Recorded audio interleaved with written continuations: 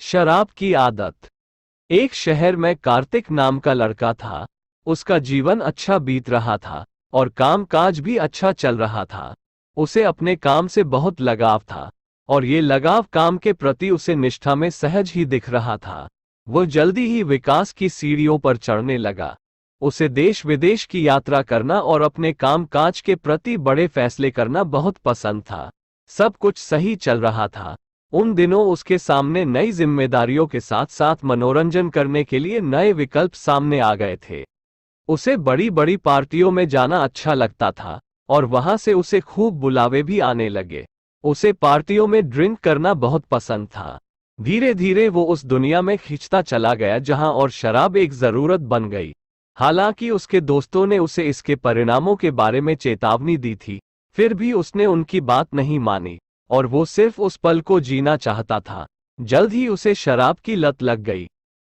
धीरे धीरे वो उस दुनिया में खिंचता चला गया जहां शराब एक जरूरत बन गई थी।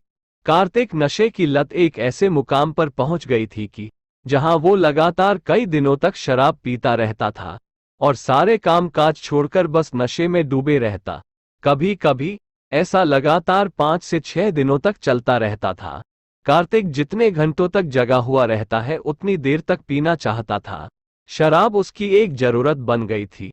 इस नशे की लत के अपने सबसे निचले स्तर पर वो तब तक पीता रहा जब तक कि उसका शरीर जवाब न दे गया। जो ऑफिस की पार्टियों में एक नुकसान न पहुंचाने वाले मनोरंजन के रूप में शुरू हुआ, वो अब उसकी जान लेने के लिए तैयार था। कार्तिक को लगा कि उसकी खुद के जीवन पर उसका कोई नियंत्रण ही नहीं है। उसे खुद पर शर्म आ रही थी। वो लोगों से घुलना मिलना नहीं चाहता था। कार्तिक अपने घर से बाहर नहीं निकलना चाहता था। जल्द ही शराब ने उसके परिवार में अशांति मचा दी। कार्तिक हर रात शराब के नशे में घर वापस आता था और वो अपने सबसे करीबी लोगों को चोट पहुंचा रहा था।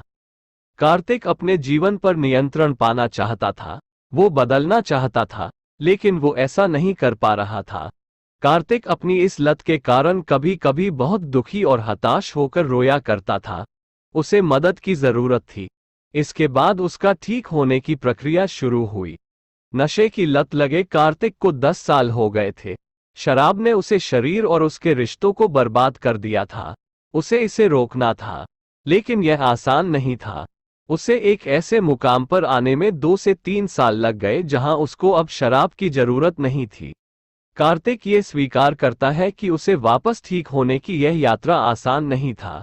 फिर कुछ सालों बाद वो फिर इसी ओर मुड़ गया, लेकिन उसने फिर से कोशिश की और सच्चाई का सामना किया कि इसे रोकना होगा। अब कार्तिक ऐसे व्यक्ति का दोस्त बन गया जिसने बहुत धैर्य और दृढ़ता के साथ उसे एक बार और हमेशा के लिए शराब छोड़ने में मदद की। उन्होंने उसे यह महसूस करने में मदद किया कि उसे असफल व्यक्ति की तरह नहीं रहना है। जीवन में आशा और कई अच्छी चीजें भी होती हैं। आज कार्तिक शराब का गुलाम नहीं है। आखिरकार कार्तिक एक स्वतंत्र व्यक्ति के रूप में उसके आसपास की सुंदरता का आनंद लेने में सक्षम है। वो अपनी ओर से बस यही कहना चाहता है कि नशा इंसान को आबाद नहीं बर्बाद करता है। ये शुरू में तो बहुत अच्छा लगता है। जब तक आप नशे में होते हैं तब तक तो सब अच्छा लगता है, सारी दुनिया रंगीन लगती है। नशा उतरते ही सारा रंगीन जहां बेरंगीन बन जाता है। इसीलिए नशे का गुलाम मत बनो, नशा इंसान को बस बर्बाद करता है। अगर आप लोगों को ये कहानी अच्छी लगी हो तो लाइक, कमेंट एंड सब्सक्राइब जरूर कीजिएगा। आप लोगों को कहानी सुनने के लिए धन्यवाद।